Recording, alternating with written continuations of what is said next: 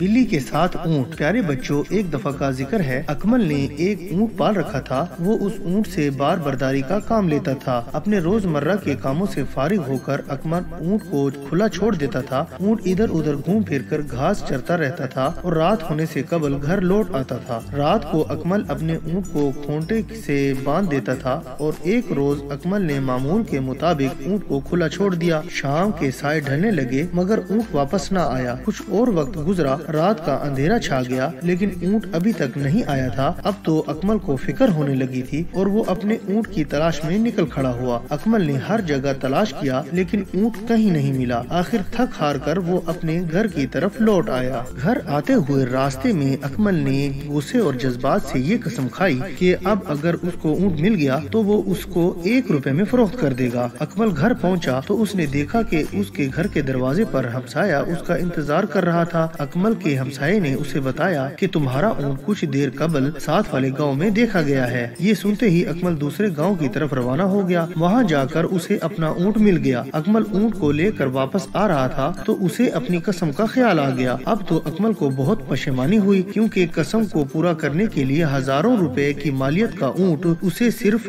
1 روپے میں فروخت کرنا تھا۔ ابھی اکمل اپنے گھر نہیں پہنچا تھا کہ اس کے ذہن میں ایک ترکیب آ گئی۔ اب وہ مطمئن انداز میں گھر آیا اور سو گیا۔ دوسرے روز صبح سویرے اکمل نے اپنی پالتو بلی کو پکڑ کر اپنے ساتھ لے لیا اور اونٹ کے گلے میں باندھ دیا۔ پھر اونٹ کی مہار پکڑ کر منڈی کی طرف روانہ ہو گیا۔ راستے میں لوگوں نے اکمل سے بلی کو اونٹ کے گلے کے ساتھ باندھنے کے بارے میں پوچھا تو اس نے یہی جواب دیا کہ یہ بات تمہیں منڈی جا کر ہی معلوم ہوگی۔ مویشی منڈی پہنچ کر اکمل نے بلند آواز سے کہا، لوگوں میں یہ اونٹ بیچنا چاہتا ہوں اور اس کی قیمت ہے صرف 1 روپیہ۔ یہ بات سنتے ہی بہت سے لوگ آپس میں تکرار کرنے لگے کہ یہ اونٹ میں خریدوں گا۔ اکمل نے کہا، بھائیو ذرا میری بات غور سے سنو، میں یہ اونٹ 1 روپے میں فروخت کرنا چاہتا ہوں لیکن جو یہ اونٹ خریدے گا اس کو ساتھ یہ بلی بھی خریدنی پڑے گی اور اس بلی کی قیمت ہے صرف 10,000 روپے۔ یہ سن کر تو خریداروں کے ہجوم میں خاموشی چھا گئی اور پھر اچانک ہی اسی ہجوم کے پیچھے سے ایک آواز آئی، مجھے منظور ہے، میں اونٹ کے ساتھ یہ بلی بھی خریدنے پر تیار ہوں۔ اکمل نے اونٹ اور بلی خریدار کے حوالے کی اور رقم لے کر گھر کی جانب اللہ کا شکر ادا کر کے چل پڑا۔ اسی طرح اکمل نے عقل مندی کا مظاہرہ کرتے ہوئے نقصان بھی نہیں کیا اور قسم بھی پوری کر دی۔ تو پیارے بچوں، اس کہانی سے ہمیں یہ سبق حاصل ہوتا ہے کہ غصے اور جذبات میں آ کر ہمیں کبھی کوئی کسی قسم کی قسم نہیں اٹھانی چاہیے کیونکہ اس سے